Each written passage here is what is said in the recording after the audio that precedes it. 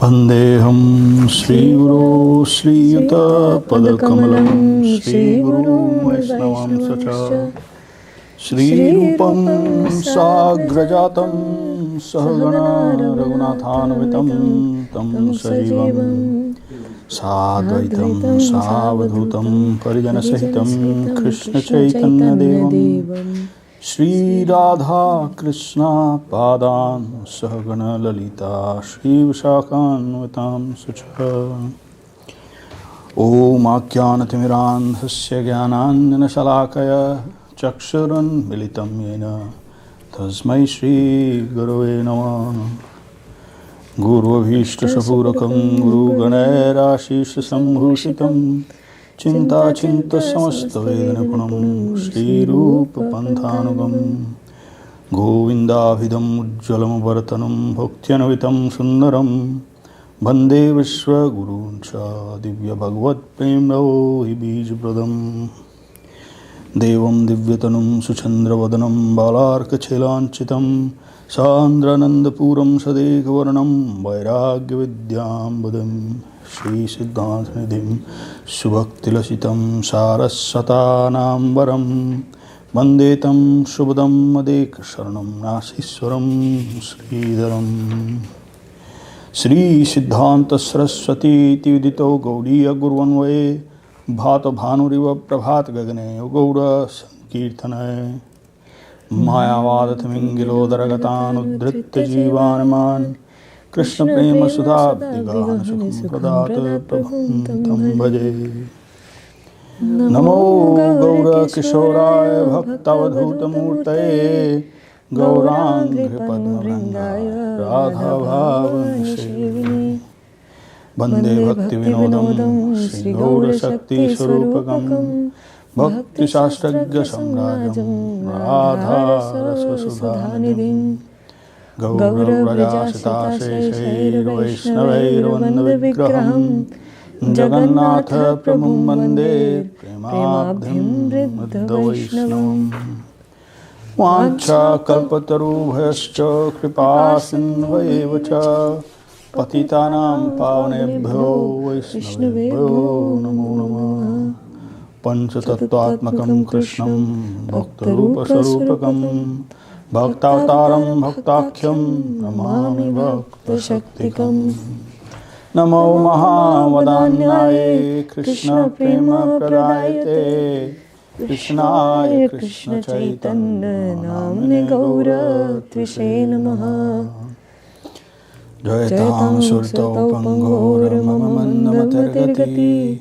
Matsarvasya Padambojo Radha Madana Mohano Divyada Vrindaranya Kalpadrumadh Srimadratnar Sinhasanasto Sri Gandharva Sri Govinda Devo Preshthali Visevamanu Smarami Shriman Rasa Rasarambhi Vamshi Vata Tata Stita Karshana Venu Saner Gopir Gopinath Shri Astuna Vrindaya Tulsi Devaya Priyaya Keshvasya Krishna Bhakti Pradevi Sattvattaya Namo Namaha Athanatva Mantra Gurun Bhavatarthadan Vyasan Jagad Gurun Natva Tato Jayam Mudire Jaya Saparikara Shri Guru Gauranga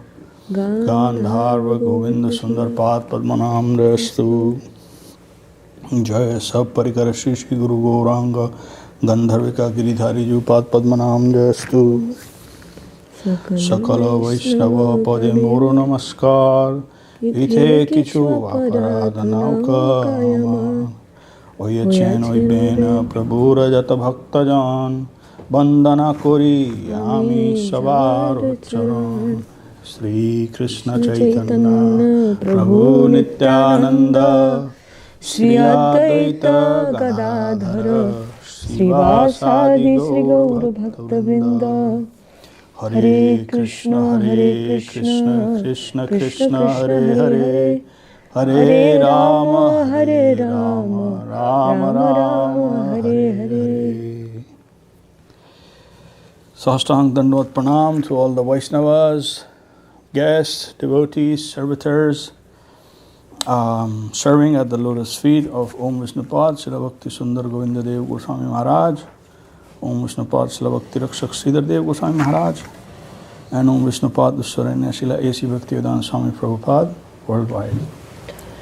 Welcome to our Saturday morning reading discussion Goshti. We're discussing Śrīmad Bhagavad Gītā. We're on chapter 7. And we will start from where we paused last session, and before that, Lavanya Sundari and Nandakishore Prabhu will lead us in kirtan. So, whenever you're ready.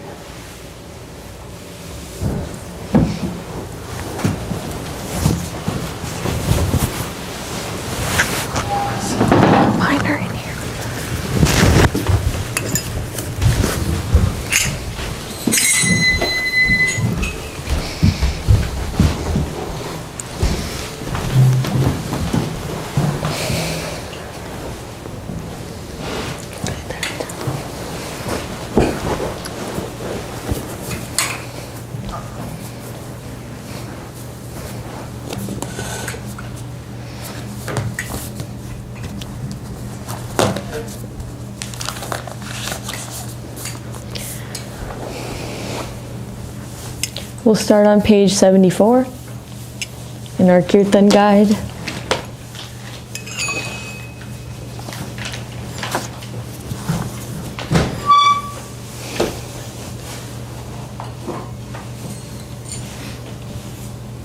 Shri Krishna Chaitanya Prabhu Nityananda Shri Krishna Chaitanya Prabhu Nityananda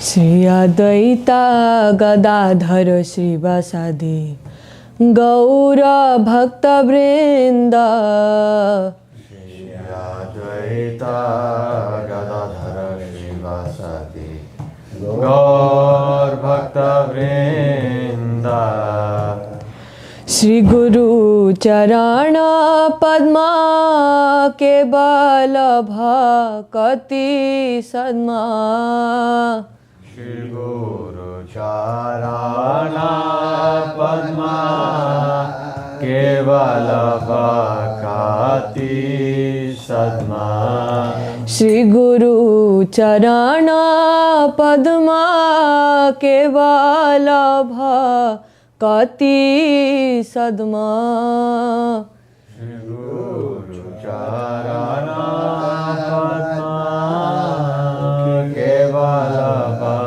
Bhakati Sadma Bando Mui Sabadhana Mate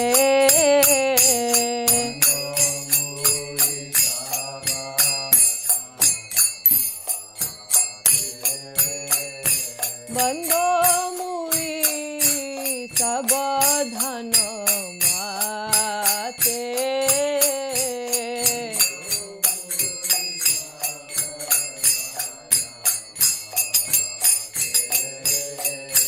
Jahar prasade bhai e bhavato riya jai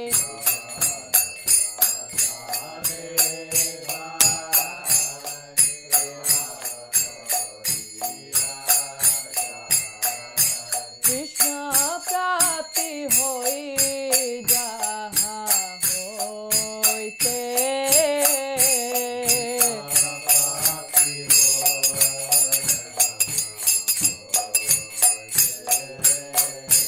Guru Mukha Padma Vakya Chitte Teko Viyayaka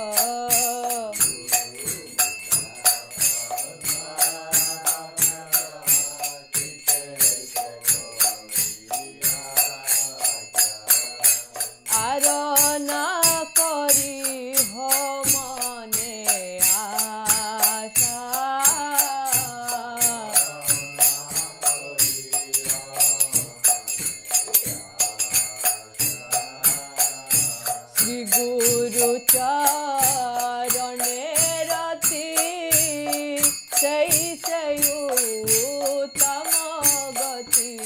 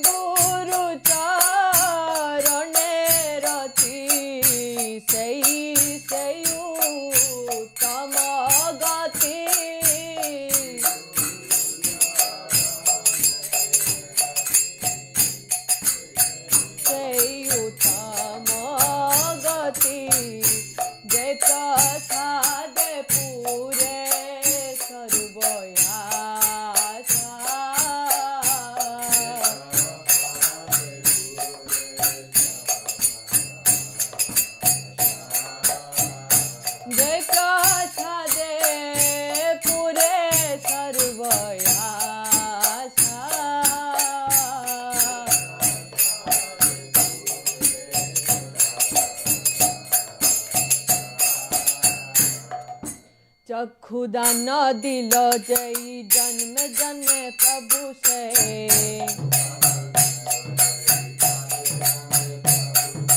चक्षुदान दिल जय जन्म जन्म प्रभु से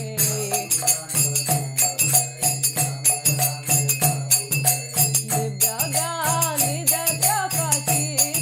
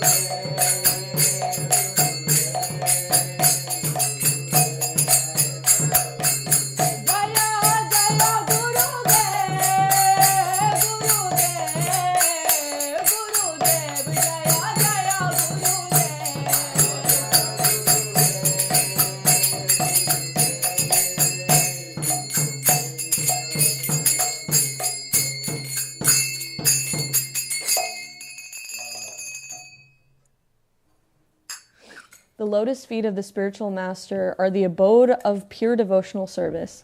I bow down to those lotus feet with great care and attention. My dear brother, my dear mind, it is through the grace of the spiritual master that we cross over this material world.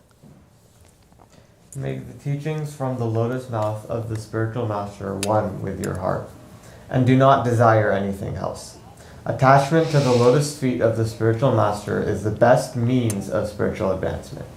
By his mercy, all desires for spiritual perfection are fulfilled. He who has given me the gift of transcendental vision is my Lord, birth after birth. By his mercy, divine knowledge is revealed within the heart, bestowing loving devotion and destroying ignorance. The Vedic scriptures sing of his character. O spiritual master, ocean of mercy, and friend of the fallen souls, you are the teacher of everyone and the life of all people. O master, be merciful upon me and give me the shade of your lotus feet. May your glories now be proclaimed throughout the three worlds. Would you like to read the last one? We're in the other book, page 74. Yeah, the Kirtan guide. What paragraph? So on page 74, the very last one, on the next page, or it'll be page 75. He who has given me the life, I have surrendered. So it's page 75. I have surrendered, and I have surrendered unto your fearless lotus feet. Please give your mercy, O Sri Gurudeva, Savior of the fallen. Please give me your mercy. You are the Savior of the lowly fallen souls. All glories to you, Sri Gurudeva. Jai Shri Guru Vaishnava Mahatmya Gītī by Śrila Narottam Das Thakur. Okay. We'll sing page 164 now.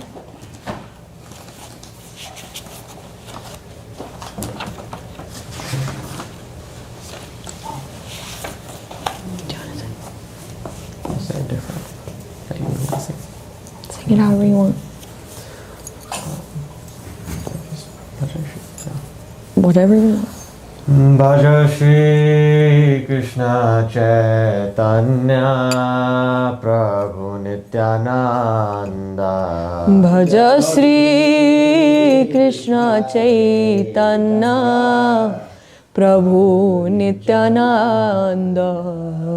Shri Advaita Gadadhara Shivasadi Gaur Bhakta Vrinda.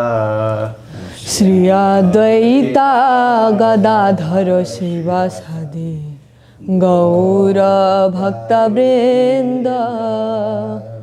Prabhu hai emona durmati samsara bhitare podiaya chinuyami. Prabhu hai mona durmati samsara bhitare podiaya chinuyami. Prabhu hai emona durmati samsara bhitare podiaya chinuyami. Prabhu hai mona durmati samsara bhitare podiaya chinuyami.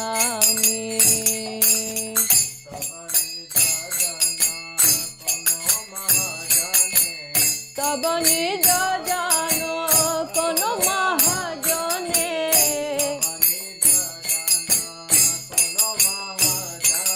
Tabani jajano kono mahajane.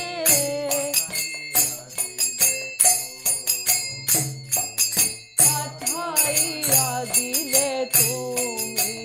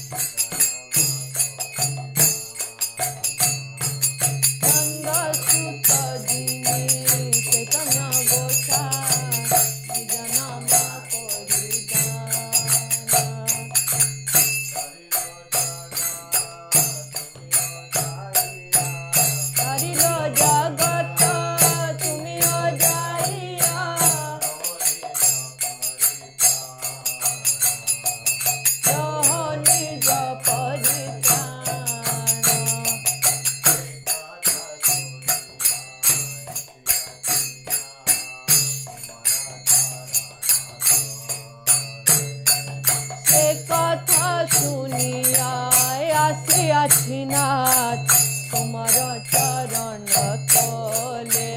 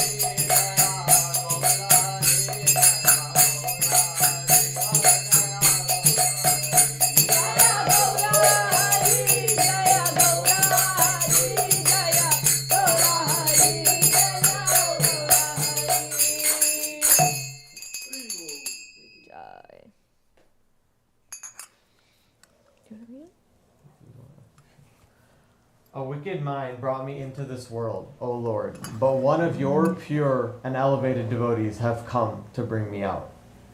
You saw me so fallen and wretched, took pity, and came to me saying, O humble soul, please listen to this good tidings, for it will gladden your heart. Sri Krishna Chaitanya has appeared in the land of Navadvip to deliver you.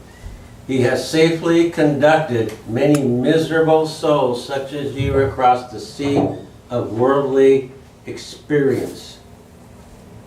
Existence. Yeah, make it existence.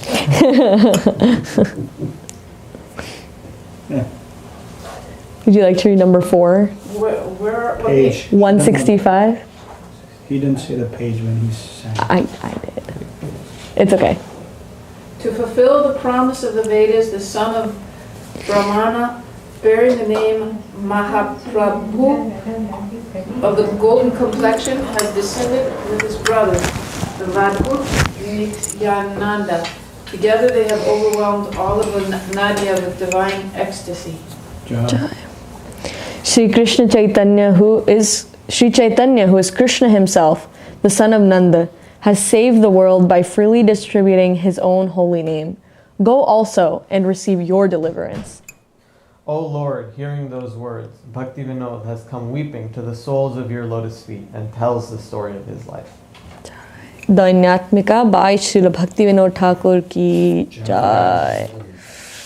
Okay, we'll sing page 157. 157.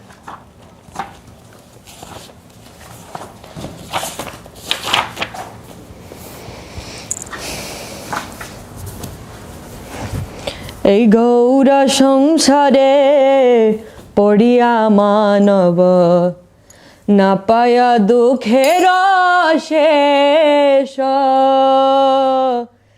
এই গৌরা সংসারে পড়িয়া মানব না পায়া দুঃখের শেষ সাধু সঙ্গা করি হরি ভাজা জড়ি সাধু সঙ্গা করি হরি ভাজা যদি সাধু সঙ্গা করি হরি ভাজা যদি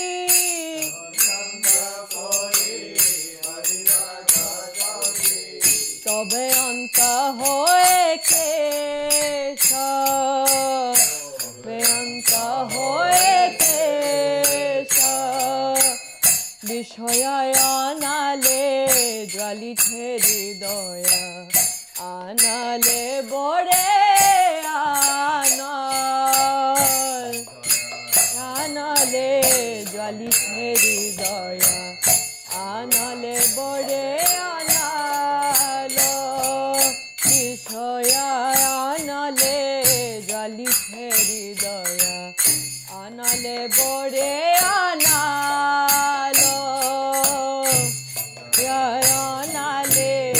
ঢালিছে হৃদয়া আনালে বড়ে আনা অপরাধা চাড়ি লয় কৃষ্ণ নাম অপরাধা চাড়ি অপরাধা চাড়ি লয় কৃষ্ণ নাম আনালে পড়ায়া জলা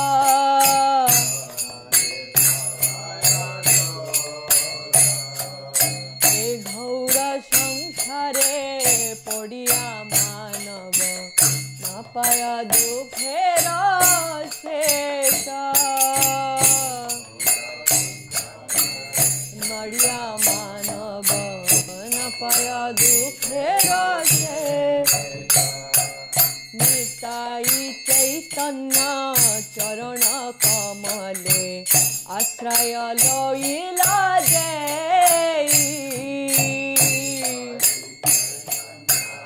চরণ কমলে আশ্রয় লইলা যে নিতাই চৈতন্য চরণ কমলে আশ্রয় লইলা যে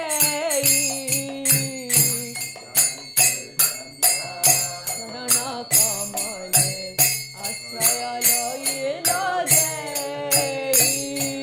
কালিদাস বলে জীবনে মরণে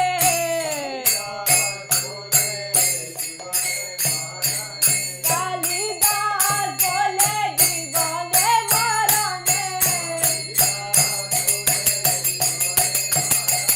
কালিদাস বলে জীবনে মরণে আমার আশ্রয় সেই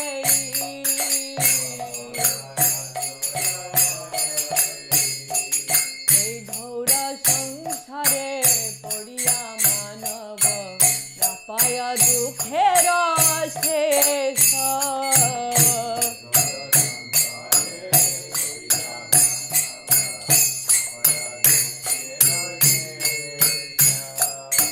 হরে কৃষ্ণ কৃষ্ণ কৃষ্ণ হরে হরে হরে কৃষ্ণ কৃষ্ণ কৃষ্ণ কৃষ্ণ হরে হরে হরে রাম রাম রাম হরে হরে হরে রাম রাম রাম হরে হরে বলো হরে কৃষ্ণ কৃষ্ণ কৃষ্ণ হরে হরে হরে কৃষ্ণ কৃষ্ণ কৃষ্ণ কৃষ্ণ হরে হরে হরে রাম রাম রাম হরে হরে হরে রাম রাম হরে হরে কৃষ্ণ হরে কৃষ্ণ হরে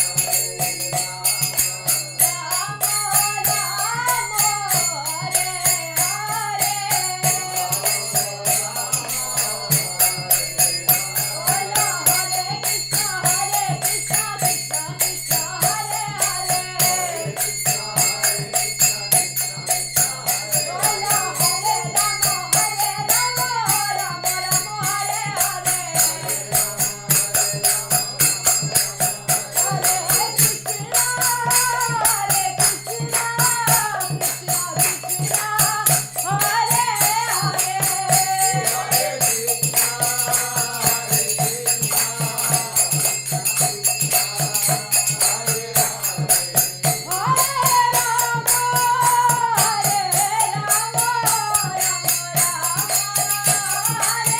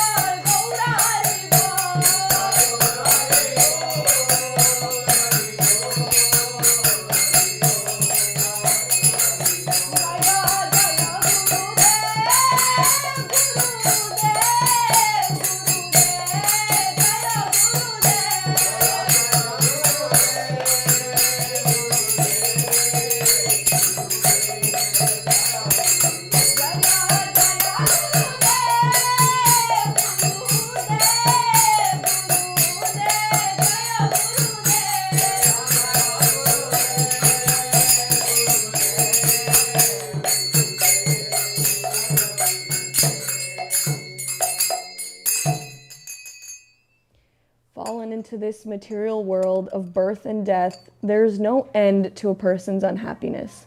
Still, if they associate with devotees and worship Lord Hari, then all their sadness and suffering will come to an end. The heart burns in the fire of sense gratification, and the fire burns more and more. Avoiding offenses, chant the holy names of Lord Krishna, for that will pour water on the fire.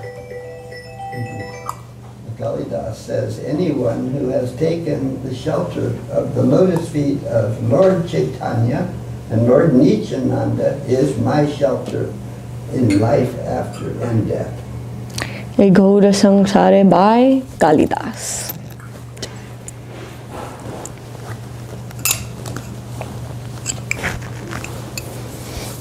Jai.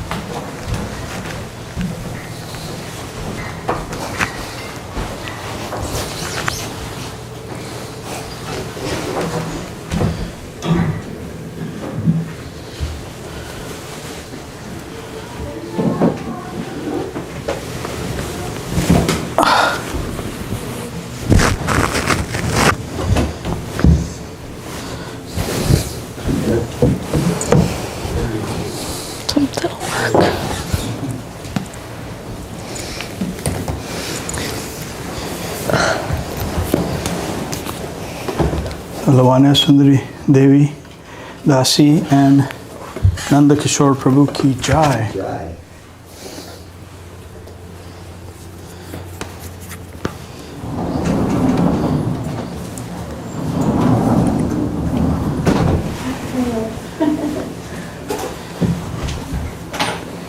Hey, Hari Priya Didi ki Jai. Jai. Hare Krishna. And we have a guest with us today. Sister Julia is with us. She's visiting.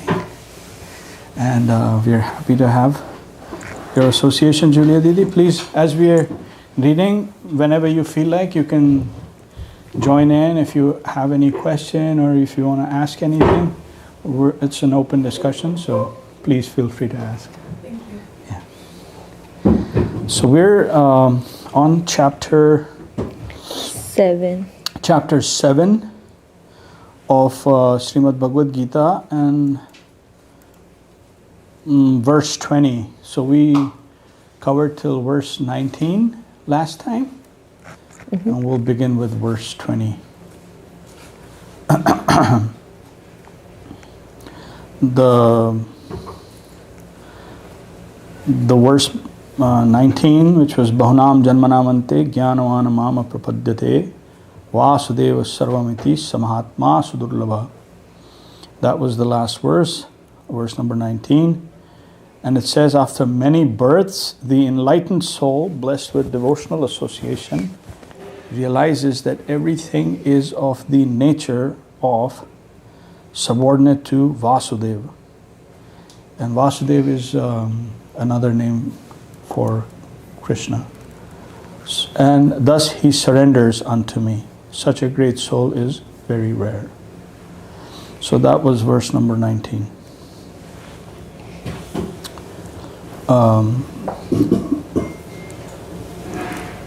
We can chant verse 20 together. And we'll chant them individually this time because there are certain verses that are really important. So we'll chant one verse and then we'll read the translation. And then if there's any discussion, then we can discuss it.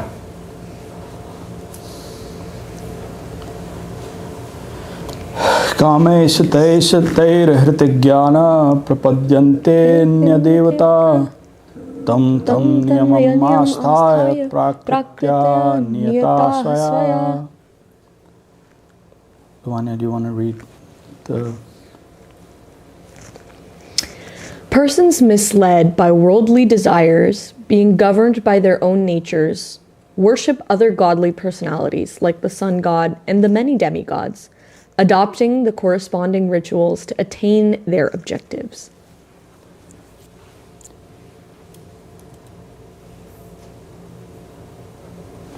So here, the Supreme Personality of Godhead, Sri Krishna, he is clarifying that there are other demigods. It's a whole administration. So it's not like as envisioned by other monotheistic conceptions that there's only one God. Well, yes, but just like even on the mundane plane, there's a president of a country or a prime minister of a country, and then there's his entire administration. There are various department heads. So similarly, the Supreme Personality of Godhead here, he is explaining that there's an entire hierarchy, there's an entire administrative setup, and they're demigods. So, but people get confused that no, this is a particular deity that I'm worshipping, and so this is God. He or she or this is God. But all are part and parcel of Him, of Krishna. And so he's explaining here that persons who are by worldly desires, they want something, and they look for like the shortcut. How can I get this, like, immediately? And they'll start worshipping. So, so many persons worship Mother Durga. She's the material energy. Mother Nature. Everyone, West, East, everyone knows Mother Nature. And so personality-wise, she's Mother Durga. So, you know, they go and they worship her for quick benefit. They go to Lord Shiva and they start worshiping him. One of his names is Asutosh, which means he's very easily satisfied, and then he'll start fulfilling, one's desires. Like, what do you desire? And then I desire this, or such and such material benefits. Yes, Didi? But what is the difference when in the first verse of the Gayatri Mantra we chant to the song, Om Bhur Bhuva Swa? What is the difference? Because here said, depending on our desire, we worship the God, song God. What is the difference? Gayatri is entirely different. Yes, why we said that's a mantra. It's a mantra for the song. No. No, because we said Om Bhur Bhuva Swa Tassaritu Pranam Bhargo Devasai. Om Bhur Bhuva is not the mantra of the song. No. So what you're in that Savitu, that ordinarily is understood as sun, but that is not sun. Is not sun, no? That is the soul. The soul. Which illuminates the sun. The soul. So it's not the sun. That explanation is a lower explanation that people chant. Brahma Gayatri. So that is not the sun. There are others like Surya Namaskar and other. Namaskar is just simply, which is okay. It's okay to do, But then there are other prayers and there are bij mantras. So specific bij mantras for specific deities, Bhairav, and others that one can do. One doesn't have to go through any austerity. One doesn't have to observe any self-discipline. In any situation, they can just do the offering or the ritual and then get the result. So quick result. But problem with those kind of things is, like he's saying here, that is misled by desires, which is all exploitation. It's all exploitative. So even the prayers to these higher entities, demigods, goddesses, it is tinged with that exploitative tendency of like, my desires, just please fulfill my desires. I'm not concerned about anything else. I just want something. Just give it, please give it to me right now. So that's the mentality that he's saying that persons, do that. That's why they approach. They look for, what's the easiest, the low-hanging fruit, and then they try and get that. So when we see in totality, when we see in entirety, that's not really the best for us, to go for a low-hanging fruit or to just fulfill some mundane, some desire, but not approach the supreme absolute, sweet absolute. So that's why he's giving that. And then being governed by their own natures. So why people do that is because of the intrinsic nature. It's not like a higher force from him directly is compelling them. Yeah. So he's enabling through the modes, that impetus for those personalities to drive their own nature. By their own nature, then they're driven like that, and then they ask, and then they desire in that way.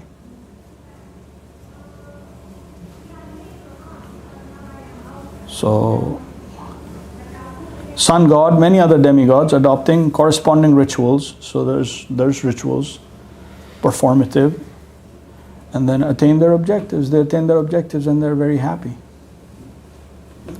But we have several instances where, that great demon Hiranyakashipu, he prayed to Lord Brahma, right? And Brahma appeared. But then he asked Lord Brahma for immortality. What did Brahma say? I can't give it to you. I'm not even immortal. So he said, well, ask for something, more bedazzling, like, And diamonds. diamonds and things like that, something of material. Don't that I cannot give. But always we pray to God, I give me this, I feel very bad, I am suffering. So it's okay to human being. It's okay to ask Krishna for that. He says that Chaturvida bhajante mam. There was a verse. Chaturvida bhajante mam jana sukritno arjuna. Those who have that acquired spiritual merit, sukriti is that, somehow there is some spiritual merit in the background that brings one person to a holy place, or a place where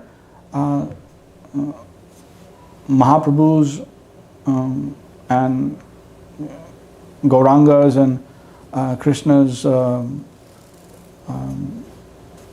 their pastimes are being discussed. So there is like a proper arrangement. It may seem accidental or just a chance thing that someone visits, but there is proper merit that is driving that. Otherwise, it's not possible. It's not chaos, is what I'm trying to get at. So he says, Chaturvida bhajante mam jana sukritano arjuna, those who have spiritual merit, acquired spiritual merit, they come to me, 4 kinds or 4 categories. And one of them, he says, they're in trouble and they come asking for help. Right? So that is okay. He says they have Sukriti, but they come to Krishna. Here, the difference is they're going to demigods.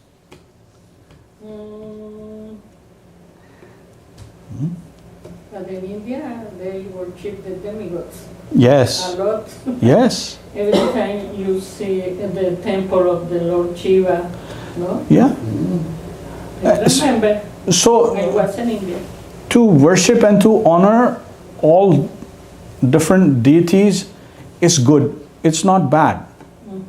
The problem is that he's saying that persons misled by worldly desires go and worship them. So with that selfish interest, one should not do that. He's not saying don't acknowledge them or don't go there. He doesn't say that. Yes? Yes? What is an example of an unselfish interest? Very nice. Very good question. Very good answer.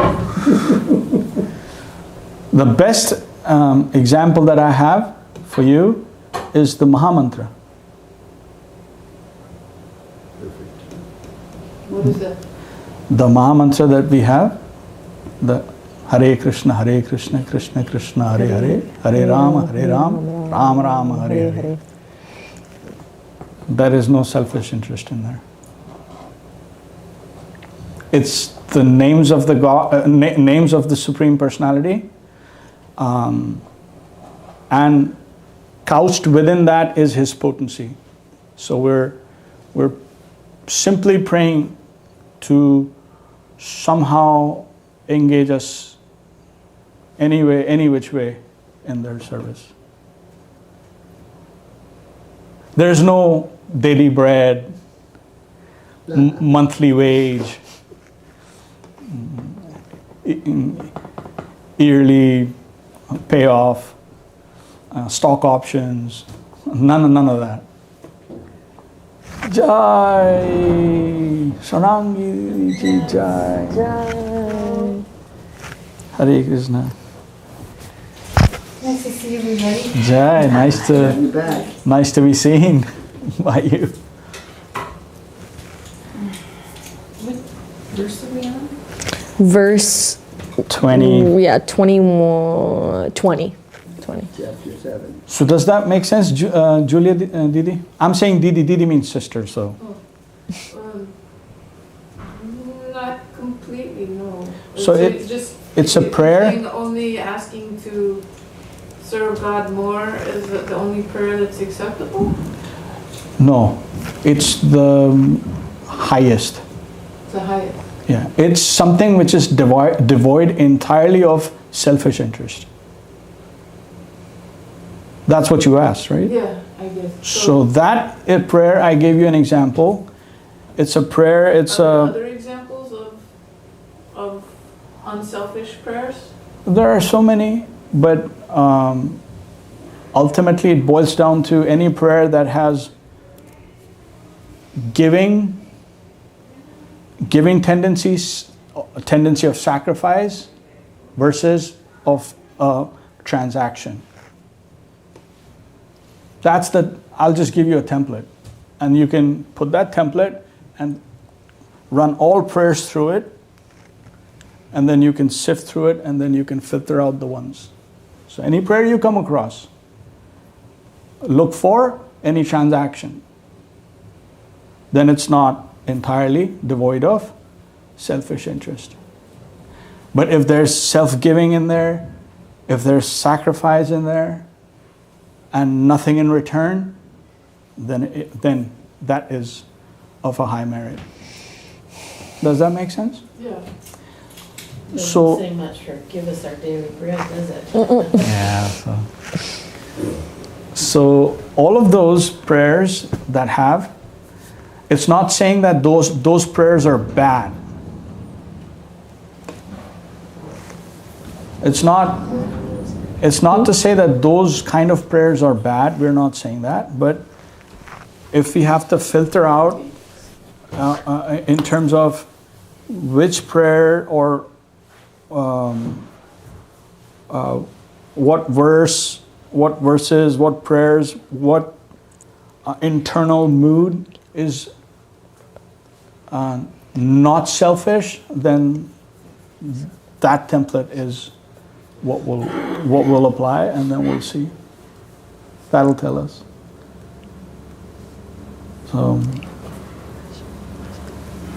So in Sankirtan is coming together, chanting of the holy names of the Lord. It's pure glorification, and couched within that is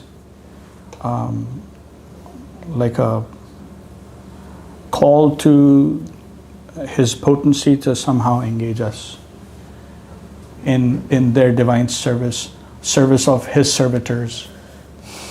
Any which way, it's self-giving. It's like, so make me a unit.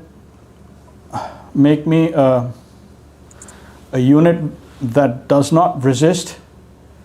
That doesn't resist you trying to help me and you trying to lift me up. I will not resist, which is Sarnagati, and a cooperating unit. Because the thing is, divinity is always trying to help us in various ways. The problem is that we are, because of our false ego and separate interests, we are always resisting and misconceiving. So Mahamantra also within that is this, which is called a Sharanagati, or taking shelter. So that is why it is Mahamantra. There are so many mantras, but there is only one Mahamantra. So that's why I gave you the example as you asked, which is a beautiful question. This is the epitome of a pure prayer, if you may. So it's a mantra which is not transactive at all. So, what are the ways to serve God, or Godhead? Yeah, there's so many ways. There are in transcendental, there's like 5 major ways that one can engage in service, but those are mellows. Shanta, Dasya, Sakhya, Vatsalya, Madhurya, various relationships we can understand from our vantage point. But those are really high, but that's what we aspire for. But starting out, let's say from where we are at, we can, like for example, you're with us here, engaging in asking questions, or this is a form of starting to serve. May not be direct in that sense, but it's a definite start. There is some sacrifice involved. You could have been elsewhere. So that time, that effort, that resource that you have said, no, I will dedicate to here, that is a little sacrifice. So it's a start. And then it develops more and more and more and more. Depending on your internal mood, depending on how the environment here resonates with you, then you will see more and more. Then you will notice there's a certain pull, because If you like a certain kind of environment, you like to be part of that, don't you? If you like a certain experience, you want it again.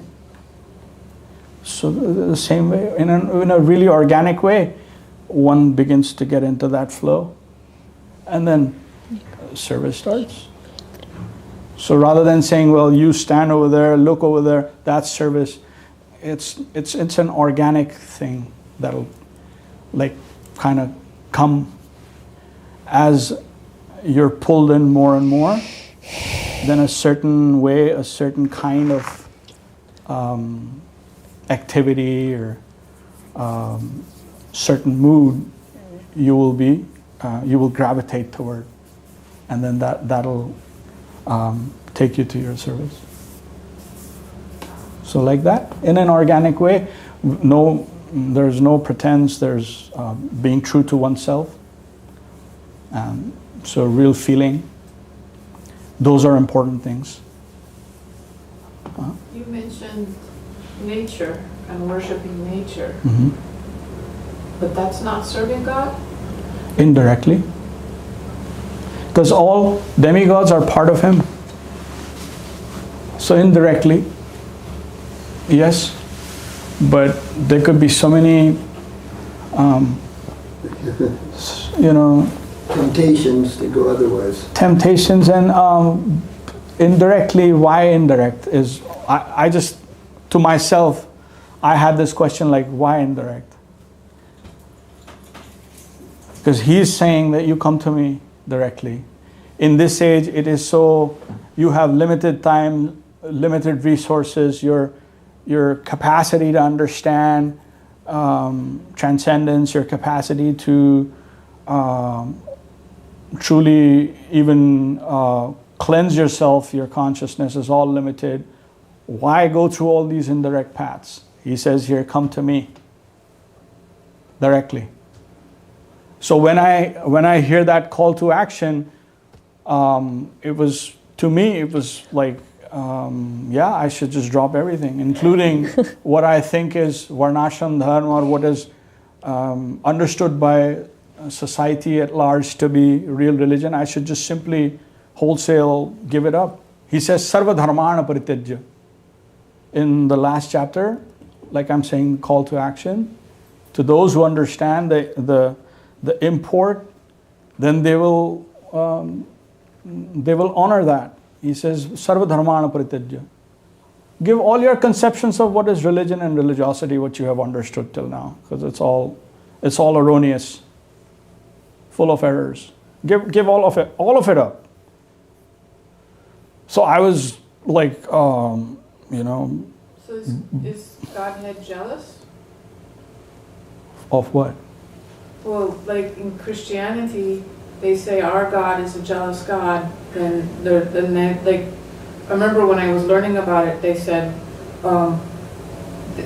don't worship false idols or other gods. So I was confused because Christianity said on the one hand there's one God, but then it talked about worshiping other gods. So there's obviously other gods. So what does it mean? So then I was thinking, is Godhead also, since they don't want you to worship other deities? No, it's a suggestion. It's not a commandment. So what you get from, let's say, the conception that you said, that's a commandment, right? Thou shalt not. Here he's saying more like an opinion, like you should not. People do that.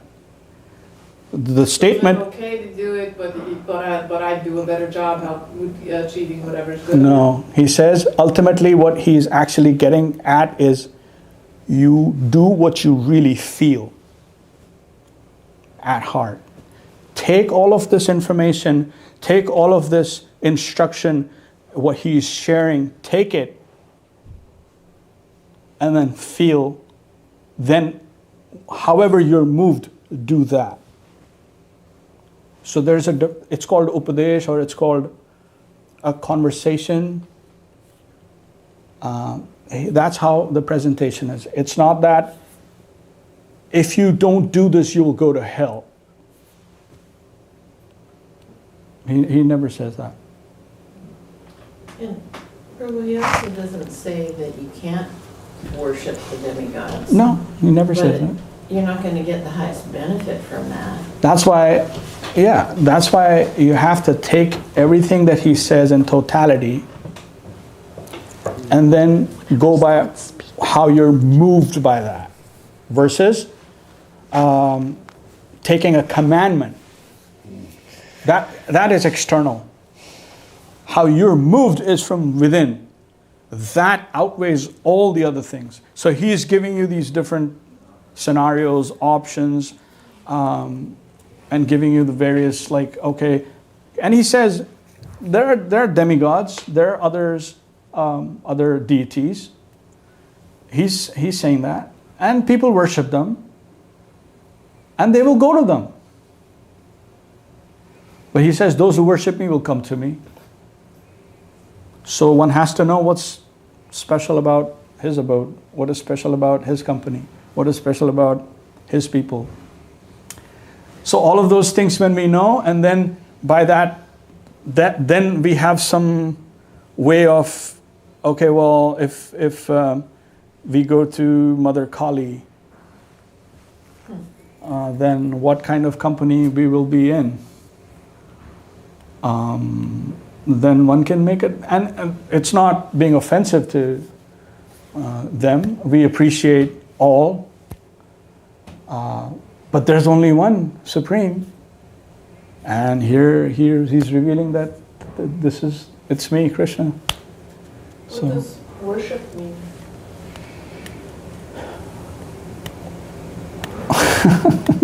Sorry. It's a heartfelt, self-giving movement of the soul proper. Can you give an example?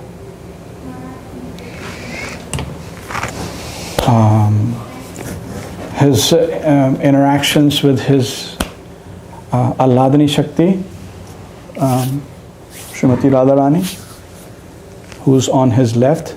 Krishna is in the center.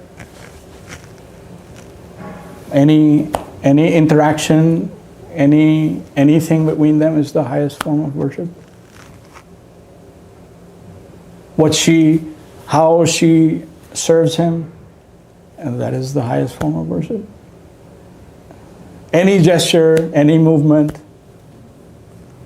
And then there are others, there are other devotees. But I gave you an example, as you asked. How does she serve him?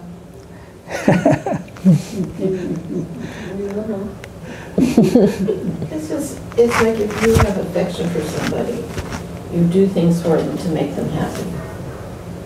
Provide you a nice seat, provide nice food, clothes, things like that. It's out of affection. It's not because you're going to get some reward from it, because you want them to be happy. Mm-hmm. So that's how we approach the Lord, is we want to serve Him and serve those around Him and those that are dear to Him to make them happy.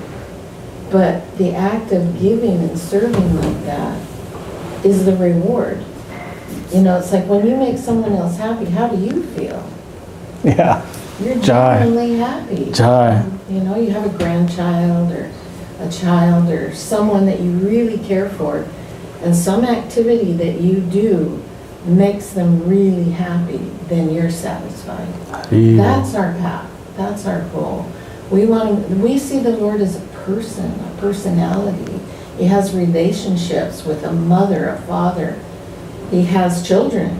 He has friends. He has pets. All aspects that we have here are perverted reflection of what's in the spiritual world. And so our goal is really to enter that world. But we have to become free from all our selfish desires. And that's a hard process. That takes time and practice. So we've been given a lot of activities to do. One of them is hearing, chanting, and then we offer all our food. We make it thinking, I hope He's pleased with this. Mm-hmm. We offer it to Him, and then it's given to us to get the reward, the result of that.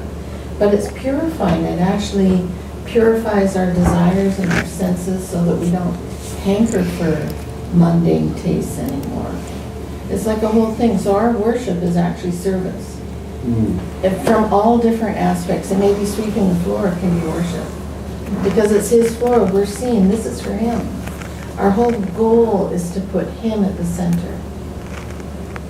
Everything we do. Could him be defined as the community? Or is the No. community, if you're doing something for the community, is that selfish? Extended selfish. Because it doesn't have Krishna in the center. If it's Krishna's community, Then it's good, but so the false ego that we have, we are self-centered. We have to do away with that. Then everything that we do, as beautifully explained by Shranangi Didi, then everything that we do will flow to him. So worship will lose its ritualistic worldview as we see some sort of rituals that people gather together and certain rituals. How we live itself would be the highest worship. Most organic. 24 hours we can exist in that kind of worship. That is our approach and that is our ideal.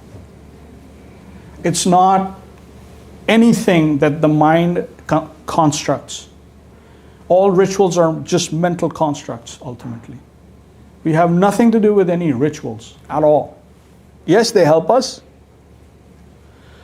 but real religion is a flow from heart to heart. If you can understand that, then everything will make sense. Real religion is a flow from heart to heart. That is the highest religion. Religion does not mean any external appearance, adhering to any external ritualistic codes, nothing. It's purely the divine flow from heart to heart. you know, you could do those rituals perfectly, pronounce everything properly, all your movements are perfect, but if your heart and your mind are someplace else, you're not going anywhere. So it's like that. That's why I said feel, when you're asking, so I said that you take the instructions, take the suggestions, listen to the talks, let it go to your heart. With devotees, and then. Can someone be serving God without having been exposed to the Bhagavad Gītā or knowing who Godhead is? Yes. No. Without reading or without even being able to read or anything, yes, they can be. But that would be like from previous births or from previous times that they've been exposed to, and then they're reminded of, or they start off where they left off. Then they can. Otherwise, they would have to go through some reformatory steps, some cleansing of consciousness, training. They would have to do that. So, in some types of Christianity, there's a concept called saved by grace, and it's actually a small part of, only some Christian faiths have it, where they say, like, if there's an uncontacted tribe in the Amazon or whatever, and so a person is a good person and they have never heard of the Bible and they've never read the Bible, but they're good, they're saved by grace. They don't have to, or if someone's illiterate and they can't read the Bible because they just can't read, but they lead a good life, they can be saved by grace. They don't have to have that knowledge of the Bible. Is it similar with Godhead? An uncontacted tribe that just leads a good life, serves others and takes and respects, reveres nature and reveres others? Well, everything like how you're explaining may be good, better, best, but it's all relative. Because you're missing the center. When we say Supreme Personality of Godhead, when we say Krishna, we're saying He's the infinite, but the infinite has a center. And that's how you can locate Him. Because if you try to get to the length and breadth of infinity, really you can't. Why? Because it's infinite. So that heart, He's revealing. So If there is, like you're saying, anyone, they could be the best people, they could put on they may be really well behaved, they may have everything that is considered good, but ultimately, in the absolute analysis, it'll all be relative. So one has to know Krishna. One has to be aware. One has to be Krishna conscious to be good absolutely. So that, in other words, they couldn't quite approximate that if they were isolated and didn't know Krishna. No. Unless there are exceptions everywhere, but like Lord Brahma, he's the firstborn in this universe. There were no tribes, there was no one, he's the secondary creator. There was complete darkness and he was all by himself. But then he had revelation, so Krishna actually revealed himself.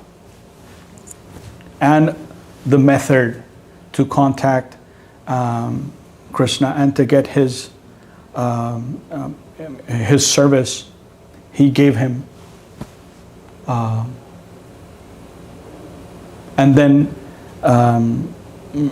Brahma, when he heard through ether vibration, he heard, then he followed, then he did that, and he got everything. So Why did Krishna choose Brahma? because he's Swambhu, he's the first firstborn in this particular universe, and there are several such universes. So they're living entities that elevate themselves, and then they're selected. Okay, you're eligible to be Brahma, and then they can be Brahma or otherwise. So those things are all intricate, but the key thing is that you hear. I would request you, in all honesty, to, like you are, you have wonderful questions. We'll have prasadam afterwards, so we'll have, and then you can discuss with everyone. You simply try and hear more. Like for now, if you kindly do that, then you will notice that the things, the questions and everything that you have, it's getting answered. Half of them will get answered by osmosis, just by simply being part of an environment. So there's no need to any artificial thing like let me ask or let me do this. Just go by the flow. And then there's tomorrow, there's also Mahārāj is going to be here, so you can be here tomorrow also. And next week, and like that. So just continue like that and follow your taste. You'll get a taste, right? You'll get a taste. Even if you don't ask any questions, I'm not saying don't, but even if you don't ask any questions, simply by observation and internalizing, when you think about it, you'll get some taste. Just follow that. Thank you. Yeah. So no need to exert. just go with the flow.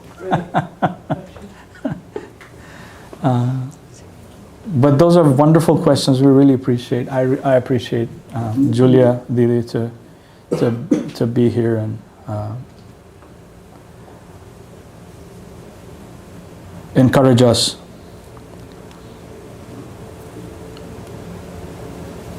It's nice to meet someone who's paying attention. Jai. Haribo. And yeah, with Madhav Prabhu and everyone here, they're all like exemplary personalities and preachers, and you heard everyone is, Shornangi, how she explained.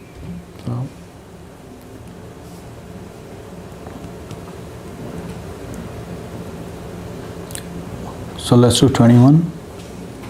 Okay.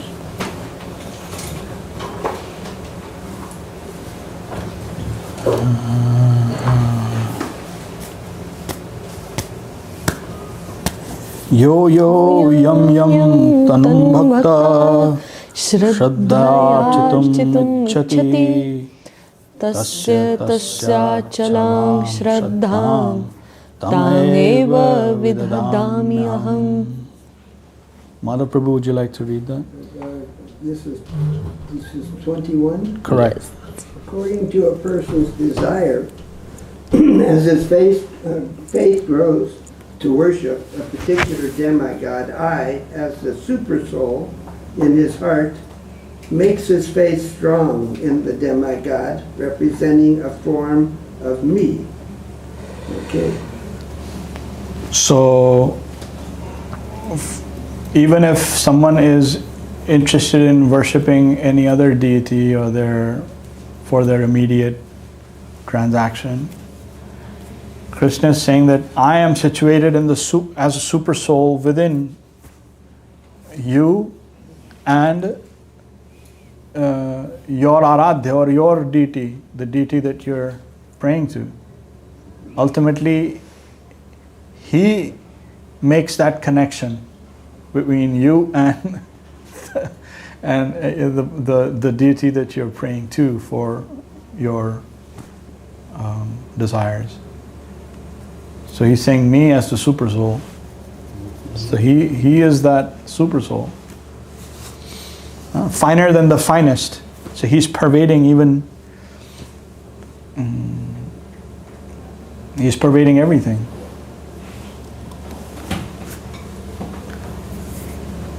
So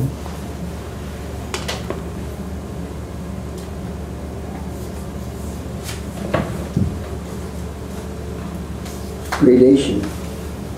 Step by step he's explaining, his dominion is, if you really look at that, is absolute. You cannot ignore or go, well, I'm not going to go to him. My things will be done here. He will be involved somehow in the background, because without his involvement, even transactions can't go through.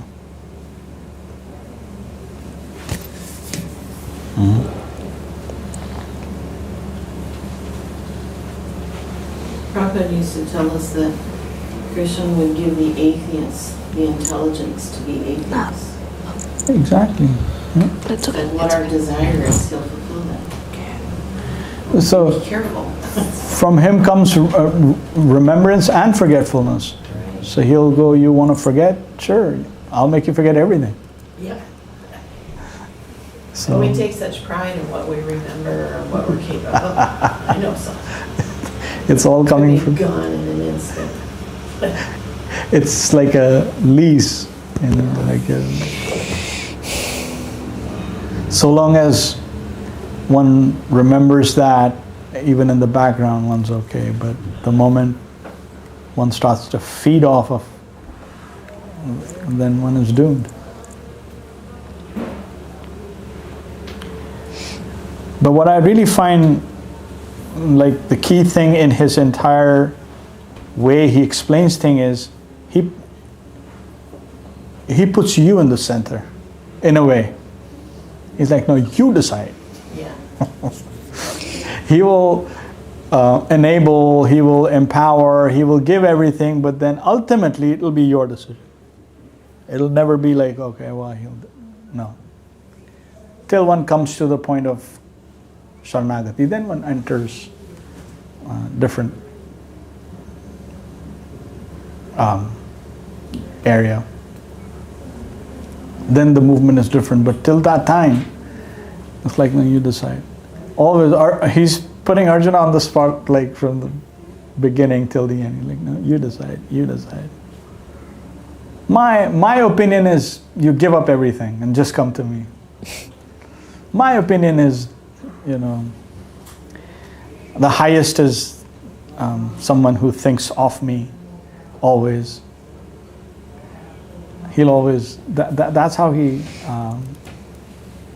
wants each individual conceiving unit to exercise their free will in that way and move toward him, versus some external force being able to do that. That's not his way. Like any commandment or fear. So anything that compels one to move by understanding, like for the love of God, then that's all the highest. Fear of God, those conceptions are like for masses. If you do this, then you shall be punished. So then one will not do wrong. But when one rises up to actually understanding real freedom is the right to do wrong, then it's different. Then that audience is different.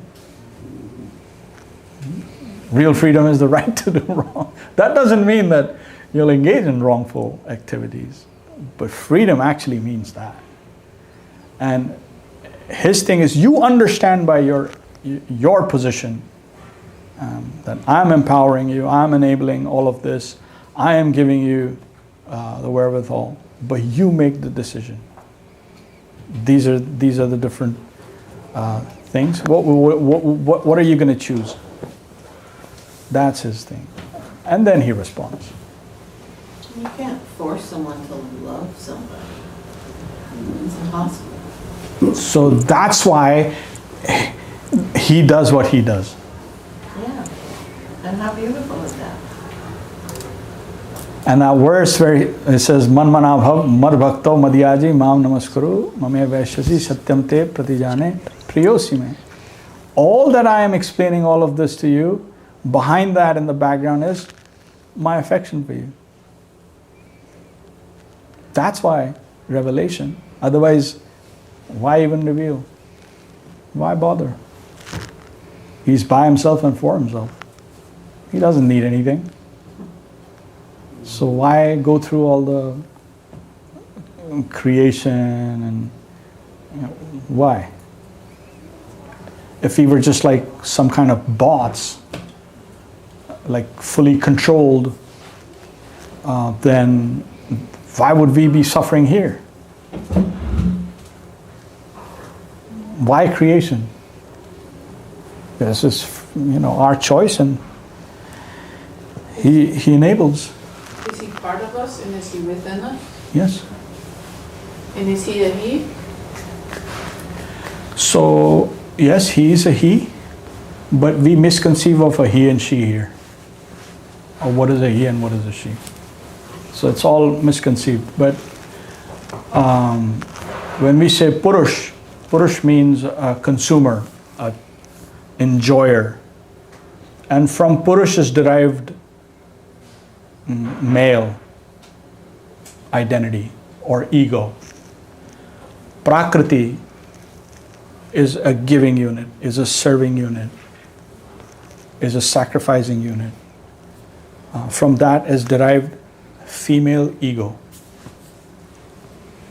But factually, everyone, male and female here, is acting like Purush. Erroneously. That is false ego. Trying to be a taking unit.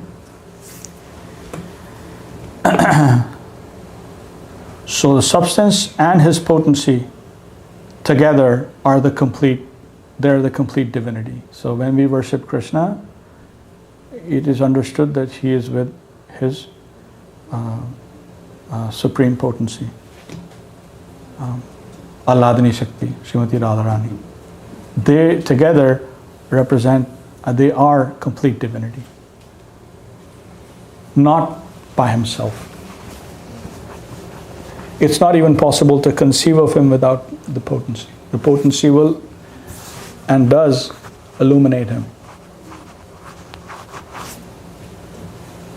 So, and all of the potencies, she is the fountainhead.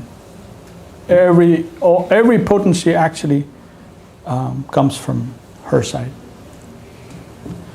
So the supreme predominated moiety, that is Srimati Radharani, and Krishna is the supreme predominating moiety. Moiety means half. So they together, as they are on the altar, that is complete divinity. So they are to be worshipped like that. And Srimad Mahaprabhu, who's on the right of Krishna, he is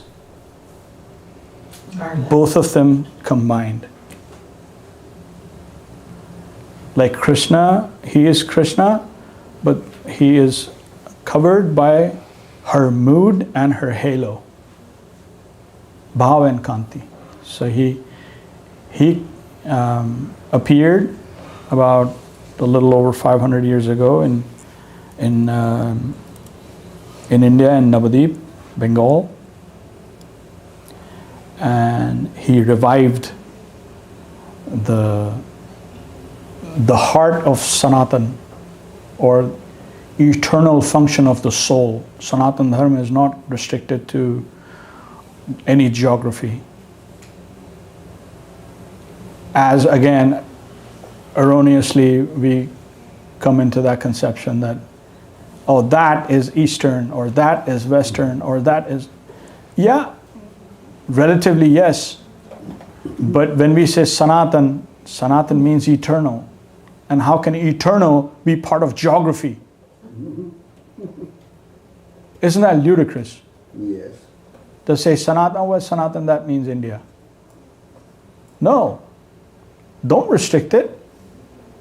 Don't put it in like a little container. So this is Sanatan Dharma. Dharma, Sanatan Dharma.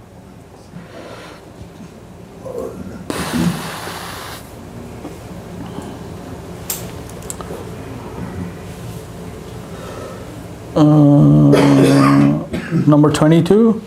Can we do 22 and 23 together? Okay, yes. Sataya Shraddhaya Yuktas Tasyaradhanam Nihate Labhate cha tatah kaman Maiva vihitan hitan Antavattu phalam tesham Tadbhavate alpamedasam Devan devayo yanti Madbhakta yanti mamapi. Okay, who's going to read? 22 and then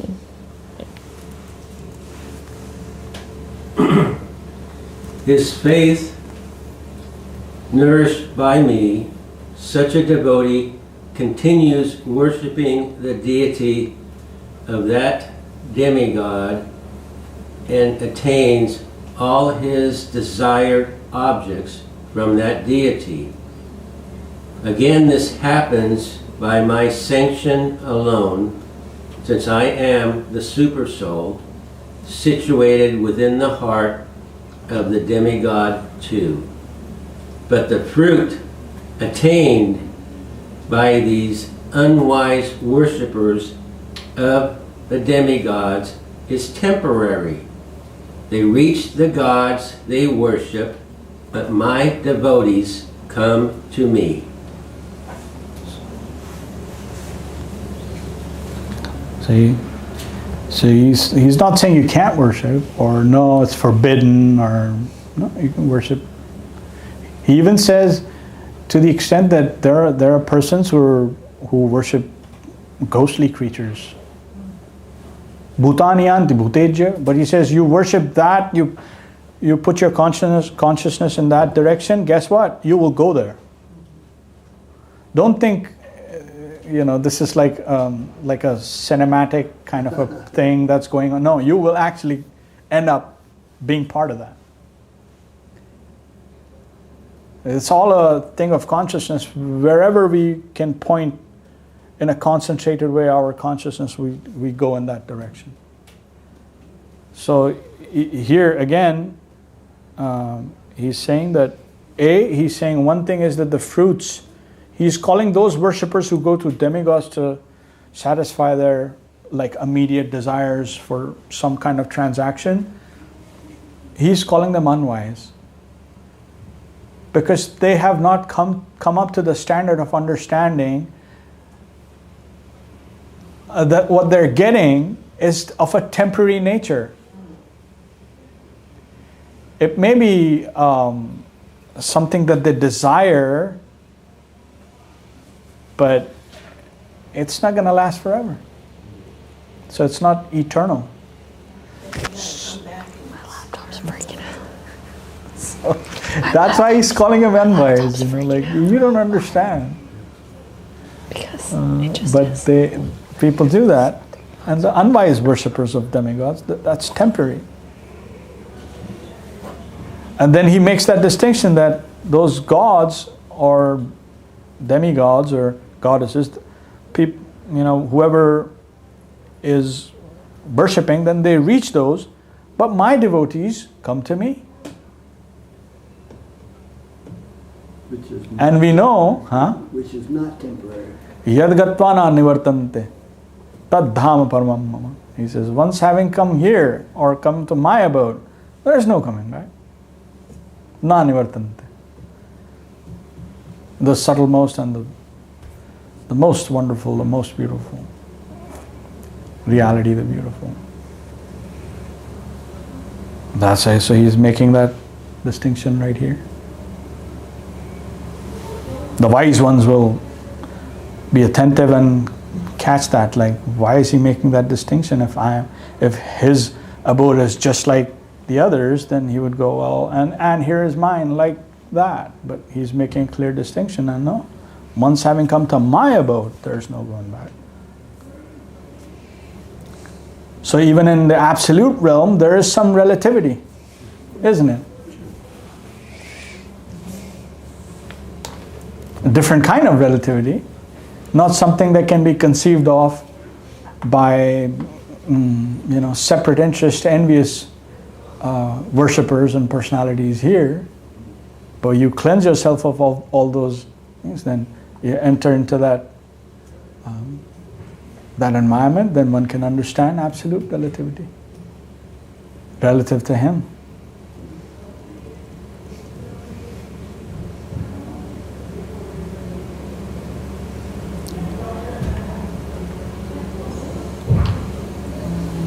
Okay.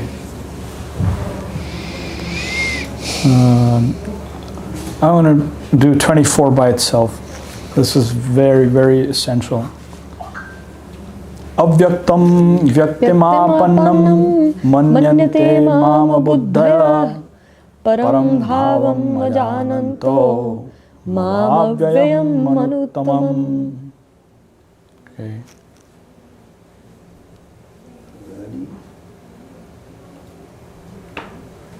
Anyone? My eternal, super excellent nature, my form, qualities, activities, and pastimes are all transcendental, but unwise persons cannot know the truth, and they think the formless Brahman took birth in Vasudev's cell as an ordinary human being. So that is, here he is himself revealing what persons who consider him as a mortal, because he plays as an ordinary person. He likes to do that. he is saying avyaktam vyaktimapannam. The formless Brahman, the non-dual, all-inclusive, mass of consciousness has taken birth as an ordinary human being.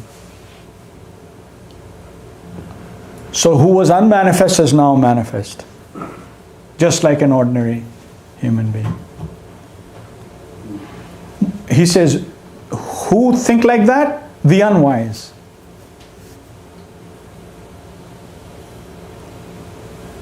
And practically everyone who's a non-devotee thinks like that.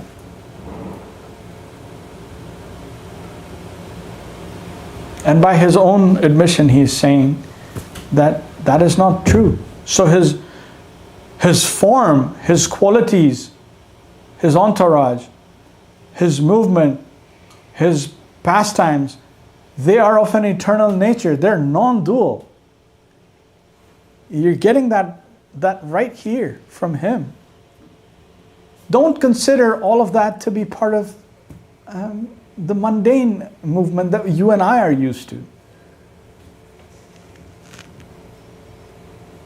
He's saying, avyaktam vyaktimapannam manyante mam abuddhaya. Now let the people who indirectly interpret apply any lens to this. This is very direct. Why? Because param bhava majananto. They do not know his position as the Supreme Personality of Godhead. Anuttamam, finer than the finest. They don't know that position. So because of that, then they will try to make even the spiritual realm their dominion. So my opinion in the spiritual realm. That's not a matter of opinion. Either you know or you don't. But they will continue to do that. And then everyone will be confused. Go, well, but he said that and they said that. And they interpret it like this. No. It is said right here. Where's the confusion?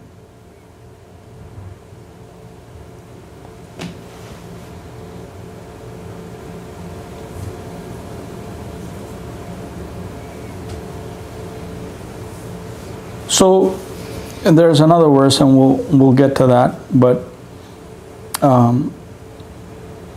you can only understand his position as it is by complete surrender. There's no other way. Till such time that you have any semblance of false ego, actually, no, I take that back. Till you do not have corrected ego, you cannot understand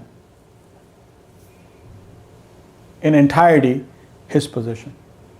So not just simply getting rid of false ego and not like extinguishing your existence and being in some like dreamless sleep.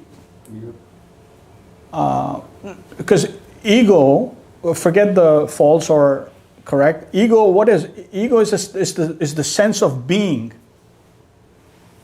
So if I try to wash away my sense of being, I am against the principle of me being conscious. Because if one is conscious, one needs to have some sense of being. So being in that liminal space or trying to enter into that, gate crash into Brahman, and is what? Is trying to extinguish your own sense of being. How does that help? That's why they call it a spiritual suicide. Yeah. So not just washing off the false ego, but actually the coming up, the blossoming up of the real ego is the complete process. And then one can conceive of his play, his level. Otherwise, it's not possible.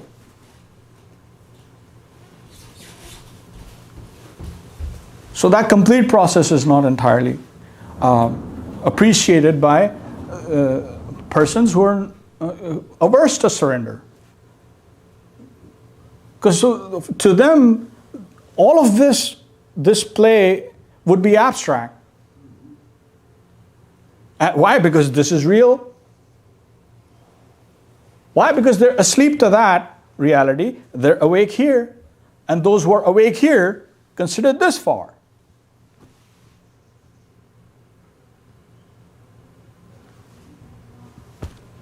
Just by simply looking at verses and simply understanding, it's common sense.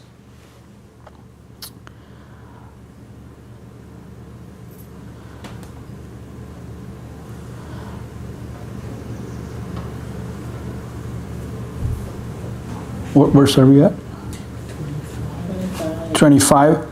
25 is 25. We can do 25 and 26.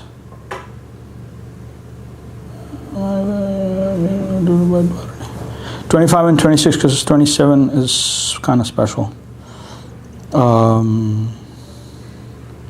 Let's do 25 and 26. Where will Wani go?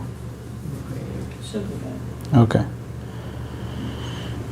Naham prakasha sarvasya yogamaya samavrata mudhoyam nabijanati lokomamajam abhyayam vedaham samititani vartamanani charjuna bhavishyani cha bhutani mamatu vedanagaschana.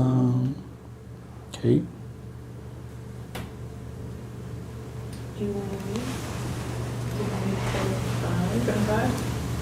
By my sweet will, remaining concealed by my own potency, I am not manifest to anyone and everyone. So the foolish cannot know me, the son of Vasudeva, unborn and ever existent in my divine Shyamasundara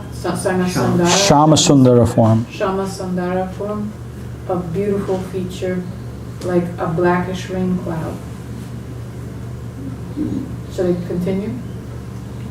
26. Hari Prabhu. O Arjuna, I know all living beings of the past, present, and future, but no one can know me in truth.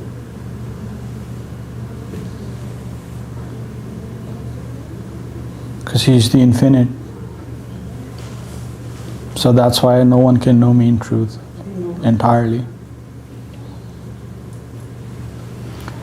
So number 27, I will read the verse, but I would like to read with you an excerpt for a full understanding of that verse from Search for Sri Krishna, Reality the Beautiful by Param Guru Mahārāj. So if you allow me, let's chant 27 together and then just read that excerpt.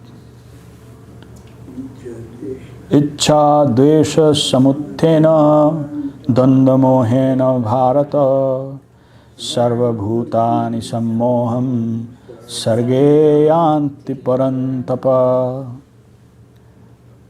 Nandakishore, would you like to just read the number 27? O Arjuna, chastiser of the enemy, at the manifestation of the universe, all beings become deluded by duality based on likes and dislikes.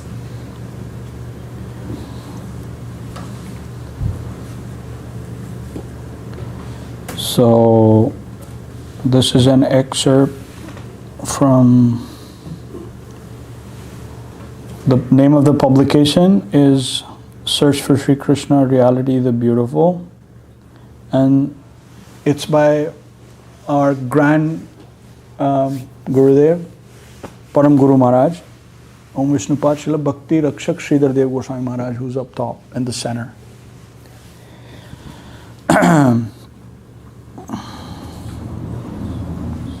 So here, in this particular extract, it begins by someone asking him this question. So I'm just going to ask the question.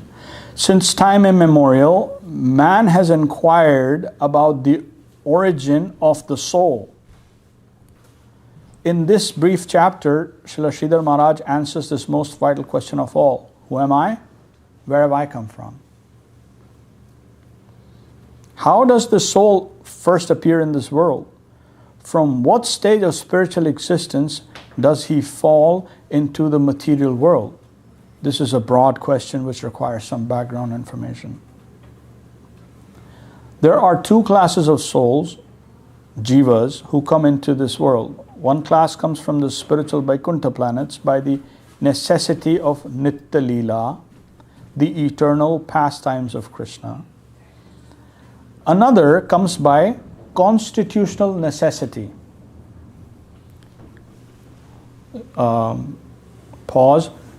Constitutional necessity means those who are, all of us who are bound by karma, by action and reaction. So we are bound, so we come. That's the constitutional necessity. Back to Param Guru Mahārāj.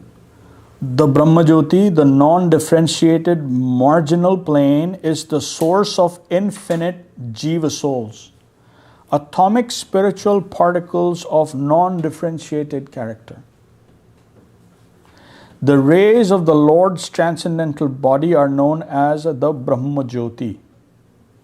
And a pencil of a ray of the Brahma Jyoti is the jiva. The jiva soul is an atom in that effulgence, and the Brahma Jyoti is a product of an infinite number of jiva atoms. Generally, souls emanate from the Brahma Jyoti, which is living and growing.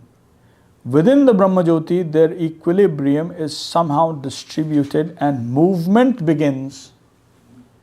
From non-differentiation, differentiation begins. From a plain sheet of uniform consciousness, individual consciousness units grow. And because the jiva is conscious, it is endowed with free will. So from the marginal position, they choose either the side of exploitation or the side of dedication. Krishna bhuli se jiva anadi bahirmukha. Anadi means that which has no beginning. When we enter the land of exploitation, we come within the factor of time, space, and thought. And when we come to exploit, action and reaction begins in the negative land of lone. Lone, L-O-A-N? Lone. Although we strive to become masters, really we become losers. Goloka and Vaikuntha servitors are also seen to be within the jurisdiction of the Brahmand, the material universe, but that is only a play, Leela. They come from that higher plane only to take part in the Lord's pastimes and then return. The fallen souls come from the marginal position within the Brahma Jyoti and not from Vaikuntha. The first position of a soul in the material world will be like that of Brahma, the creator. Then his karma may take him to the body of a beast like a tiger, where he is surrounded with a tigerish mentality, or to the body of a tree or creeper, where different impressions may surround him. In this way, one is involved in action and reaction. The case is complex. To analyze the details of the history of a particular atom is unnecessary. We are concerned with the general thing, how the transformation of the material conception springs from pure consciousness. Electrons of consciousness. Matter is not independent of spirit. In the Brahma Jyoti, we are equipoised in the marginal potency as an infinite number of pinpoints of spiritual rays, electrons of consciousness. Consciousness means endowed with free will. For without free will, no consciousness can be conceived. An atomic pinpoint of consciousness has very meager free will.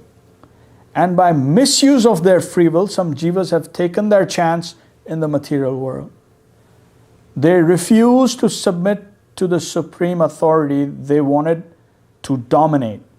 So with this germinal idea of domination, the jiva enters into the world of exploitation. In Bhagavad Gītā, chapter 7, verse 27, it is stated, Ichchā dvesha samuttena dandamohena bharata sarvabhutani sammoham sarge janti parantapa. Two principles in a crude form awaken in the jiva, hatred and desire.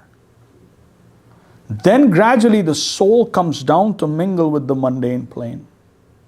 At first, sympathy and apathy develop in a crude form, just as when a sprout springs up with two leaves. And gradually these two things help us to dive deep into this mundane world. Upon retiring from the world of exploitation, the soul may return to his former position in the Brahmajyoti as spirit. But if the soul has gathered the tendency of dedication through his previous devotional activities, he does not stop there. He pierces to the Brahmajyoti and goes towards Vaikuntha. With that ego of giving. Why the soul has come to the world of exploitation and not the world of dedication, that should be attributed to his innate nature. That is not something that is forced on us.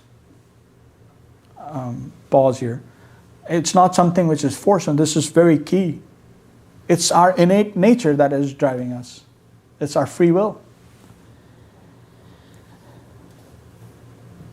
Back to Param Guru Mahārāj.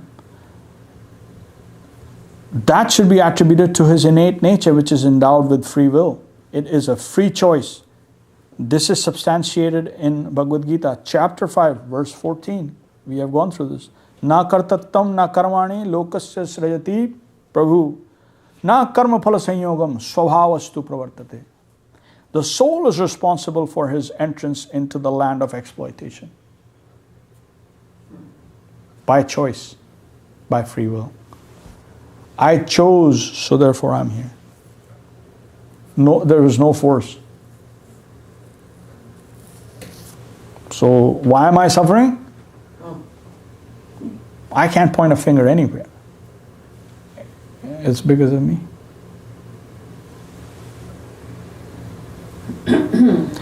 Back to Param Guru Mahārāj. The soul is responsible for his entrance into the land of exploitation. The responsibility is with the soul. Otherwise, the Lord would be responsible for his distressed condition. But Krishna says that the soul's innate free will is responsible for his entanglement in the material world. The soul is conscious, and consciousness means endowed with freedom. Because the soul is atomic, his free will is imperfect and vulnerable. The result of that free choice is that some are coming into the material world and some are going to the spiritual world. So the responsibility is with the individual soul. Hare Krishna. Go Hari. So that is a full insight commentary on that verse.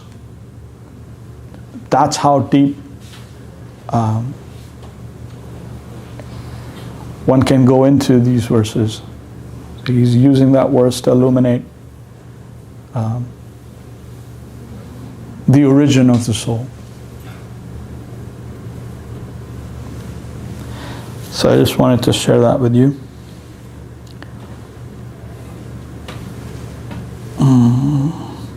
There's like 2-3 verses if we can chant that. And has she done Arctic yet? I don't know. No. Okay. Maybe we'll just read through them. Yeah, just Because there's literally 3 verses left. Yeah. 28, 29, 30. let's just read through them. Let's just chant them. Where is it? Yesham tantagatam papam jananam punya karmanam te dandamoh nirmukta bhajante mam dridvrata charamam mokshaya namashrityanti yatanti te brahma tarvidu kritsnam adhyatmam karma chakhilam Sadhibhutadhidevam mam sadhyagyam chaye vidu prayanakale pichamam te vidurayukta cetasa iti Śrīmad Satsahasrayam samhitayam vayasikyam bhishma parvani Śrīmad Bhagavad Gītā supnishatsu brahma vidyayam yoga shastre Shri Krishna Arjuna samvade Jñāna-vijñāna-yoga nama saptamodhyāyah. They can read. Lavanya. But the performers of virtuous deeds are purified of all sin by the fortune of association with my pure devotee. Thus, freed from the illusion of duality, they worship me with firm resolve. Those who strive for freedom from the world of disease and death, placing their trust and devotion in me, they know Brahman, they know the soul, and they know karma, the action that binds the soul again and again to this mundane plane of suffering.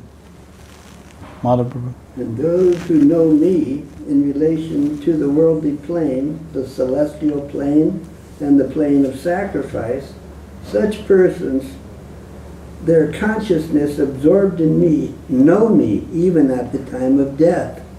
Afflicted in the face of fearful death, they do not forget me. End of chapter 7. Knowledge and realization of the supreme form, the conversation of Sri Krishna and Arjuna in Śrīmad Bhagavad Gītā Upanishad. Yoga scripture, transcendental knowledge of Bhishma Parva and Śrīmad Bharata. The Holy Scriptures revealed by Śrila Vyasadeva in 100,000 verses. Jai. Jai. So, the end of chapter 7, we completed.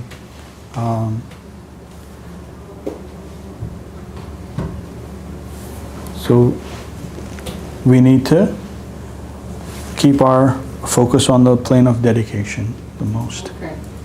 Okay. Good answer. Good response. Okay.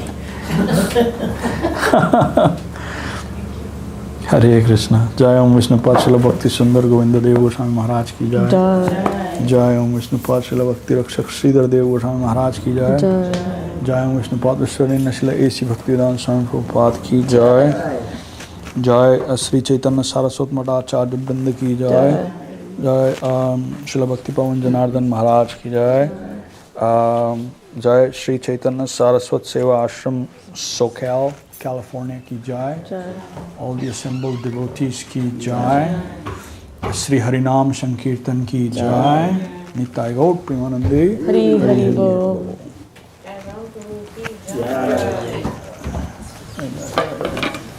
Thank you, Prabhu. Yes, thank you.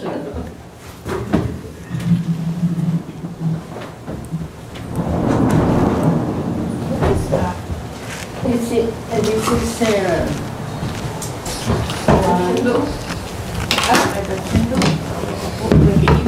I have the book. No, es ¿cómo es que se llama esto? You can. I thought that one verse that Guru Maharaj explained was Translate. the